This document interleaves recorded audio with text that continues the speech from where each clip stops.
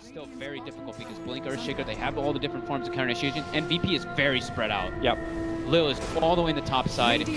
Solo is spread out too. At least that disruption was then used. So the courier gets sniped with the back lines. This happened just before the fight begins. So Lil waiting in the tree lines. He gets the fissure and the Echo Slam control on the back. While Mid's in a hell of a lot of trouble up. He took a big run to the Omni Slash damage, but a lot of the abilities committed by Virtus Pro. Maybe now Elements can get their opening forward. Maybe there is something, but Earthshaker, who's just going to come off cooldown. OD drops the hammer, doesn't find the kill. The Glimpse pulling no one back in again. Cole does have that double kill. They turn their attention towards where now? Ramses appears to be the primary target, and he'll start off his TP. With the repel, they have nothing to stop that, so they move on to a different target. It's Pasha around the tree lines, the back from Mitch, able to reach him in, and triple kill for Cole. Elements finally getting themselves something really worth talking about.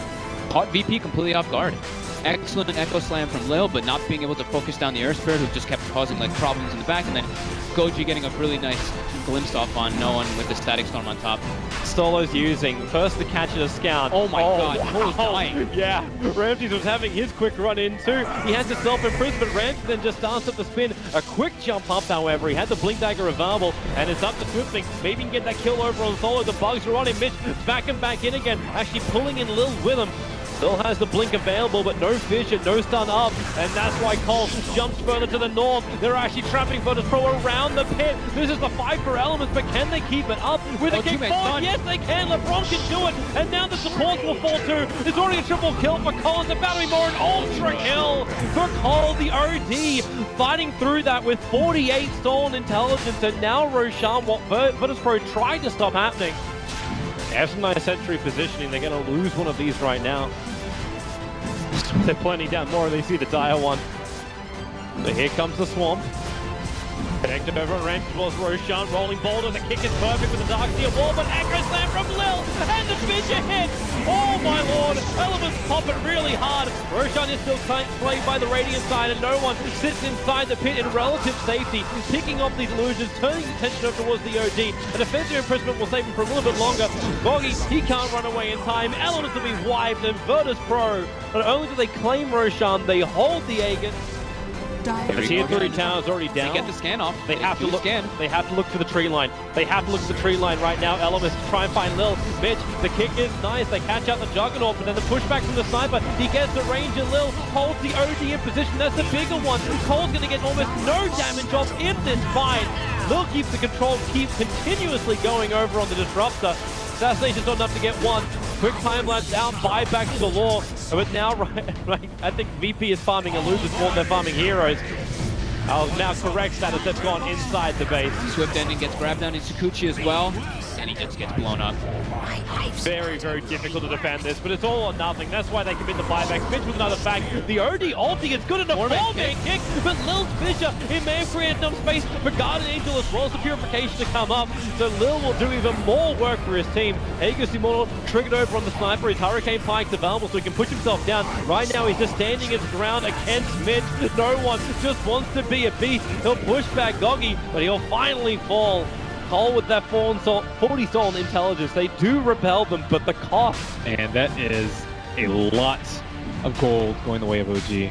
Yeah, I don't really think they can contest this Roshan unless they get a really good Winter Wyvern ultimate, but how's he just walk in there? The crush is off, S4 looks for the call, won't happen. The curse is only on a solo S4. This won't achieve anything, and Notel was initiated on by Burning, but now it's Burning on the wrong side. The track Splitter Bonds will connect him to the Winter Wyvern. Support is there in the form of the Slander, not to mention you've got a small little Weaver running around the back lines. If they can keep the stuns on him, then maybe they got a chance with a Gus. The silencer's there, Pudge will go down to Burning, but you've lost your Weaver. Back over the fight next to the Shrine, too early on the dunk. He just trying to kill a Burning S4. He just didn't have enough damage. Burning didn't toggle at the right time for him. And now is Notel realizing with open wounds, Lifestealer, he's going to run right over them. DK has to armor toggle his way to freedom too. So we're in two different fights. The Cold Embrace allowing Lifestealer to survive just that little bit longer. Your Fatal burns them up, bombs them up, and this will be a sacrifice in from Fly. And IG, they successfully contest the death of Roshan.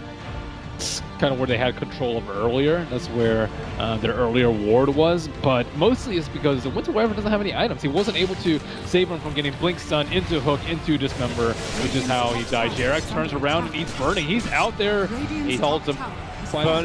Okay, look at all the life coming back in. But S4, he'll get the call off. This allows Notel more time to attack, but not when Wyvern gives the cold embrace. They have to go for another gust. Don't let him back inside that rage. Still on cooldown for 2 more seconds. With the hook down, they have enough damage. They'll burn the Aegis Immortal. Weaver's now here to help out, but the Dragon Knight's rotating into the mid. They put down the Sentry Ward, so they see the Weaver. So Blink, Paul, and OG change the target. They don't get the cull. Oops! That's not the hero we meant to hook, but it won't matter if Notel can keep the control on him with a 4-star from the Slaughter. Space being created by Burning, but he's being stunned up, and now with the extra help maybe from the Slaughter, but no S4. Another fantastic call. The Llama's just watching the action. Prime pole position. OP will be able to get 2 of the kills, but G-Rex will finally put him down. OG with 3 heroes up, all on low life. The Slaughter would love a crack at this. He's got the 4-star and Blink Dagger available, so Blink amplification up, but he's got no other friends, or does he? The curse is out. Anna will turn around and actually end Jirax's free, and we go once again looking for the crush. Blink. Notail is in the trees, and there is no smoke and no Dry Ranger, so XSS will actually TP to the shrine. They're looking for a kill. Anna way far out. Yeah, Anna is trying to be this bait. He got Val Discord up, and they jumped to the back lines, pushing forward. Do they have enough? They've already brought down Fly, and now S4 in the cover. The BKB can maybe help out his teammate Anna, who's inside the river, but split in multiple parts. Amber called up again. The Culling Blade a little bit off timing, but it won't matter. The Ember Spirit is down. Does he want to buy it back to try and tilt this fight around? DK, cold embrace. Actually cursed up for the moment. The crush will be there. Lifesteal is in, trying to kill off Anna, but again S4 trying to create more space. Calling up, blade mailing up. Anna is having to toggle his way through this, so finally they get the crush off at Invictus Gaming. Can they turn this up? S4, he's locked in. He willingly called into that fight. Jerickson at least keeps a Slaughter in bay, but Burning moves over towards Notel. Instant first patch, so Ghost will protect him. He's got the Hurricane Pike as well for a little bit of movement speed. But will he get away? Down, gust away? No, it's not enough. Burning will do the work. No need for M, but this Life Stealer is already too big. Normally, the way you counter that is just by tornadoing as soon as they go on you. So I'm a little surprised that he didn't go for the Crosswicks, because it's a far more common build. Jirax, he's going in for it! He's looking for the kill on the Invoker, and he's got it! The perfect kick, the perfect control. Wow. And there's nothing Ogre could have done about it. It looked like it did. It didn't look like it was on target, because it definitely hit before he Sleight of Fist.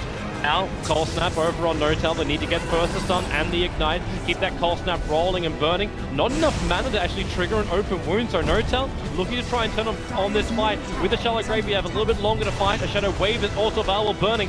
Backing out, remember he still has that toggle with the Tornado. Notel actually toggling even harder with a hook shot forward from S4. They catch out the Invoker, and Jirax plus the Ember on the back line. It's so much damage! IG will lose 4 heroes. Burning just ran away to shrine it up. It is too late. He might approach from the backside, it looks like, and they don't have a Sentry Ward over there. Nope, they do have one on the Ogre for now. Oh, the Stormbolt with the damage. It's a mix of physical as well as magical. And a pure spectacle of death. And IG, the main course for OG is OP locked inside the cogs, kicked down. And that Veil did so much work when they jumped in with both the Clockwork as well as the Ember. 6-slotted, no room for even the Aegis or the Cheese right now, so things could get a little bit hairy for OG if they don't make things happen with the Aegis. That crush just off target. S4's gonna lock him inside with the Cogs. Implications already up.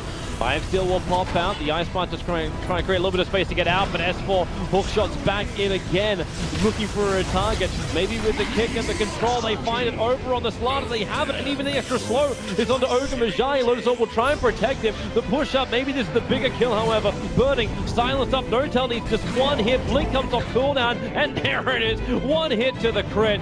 Q pushed back up by Jirax. Now he's stuck up on the cliff top, and the rest of support is there. Q will slowly fall. They just watch him die. Bit by bit, he'll tick down, push down, but the Gem of True Sight regathered. So no follow-up from IG. IG don't have good vision in that area, though. They only have vision on the north side, but they're not even close to over there. Blink, clap, split. Onto the Slaughter as well as onto the Weaver. They all try and get the distance, but they send the OG up. It's the Storm Ruling that's done it. The Slaughter's on the run back out of here with all the Terrorblade illusions and metamorphosis. They got so much damage. OG will be protected by his BKB. Drops the hammer, so the Pudge will drop. But really, does he have enough of his teammates left? They've done all their damage possible. Fly will finally die as well, but the buyback had to come in from Slaughter so he can Blink Crush back in again. But it's Bobo and Burning, they're the hard ones doing the work. While no tail's alive, but he can switch life like that. Even Ogre Magi can't fight. Edsport back in for the clap. Burning's on the run. They need more detection. There's a sentry ward around the pit, but they find Burning up on the cliffside. A quick Drunken Haze. It's actually just incredible for sieging. I think Urn is probably one of those items that if you don't have a regular sustained hero on your lineup, you should have 100% of the time. Swift Ending does put a grab on the OP. They are going to get with one back. You won't come out from Elements here, though. We'll get this takedown of OP, and they're going to be looking to go for more here, but the counter fight does begin to come out here from IG. A jump in burrow, a connection from Baboka, and they will be able to clear out two themselves. Weak and wounded Elements trying to make it back inside the home base here. Burning still happy to hold on, toggling his way forward, looking to get the life steal back on, and they'll get pulled down in a favorable 3-for-2 trade.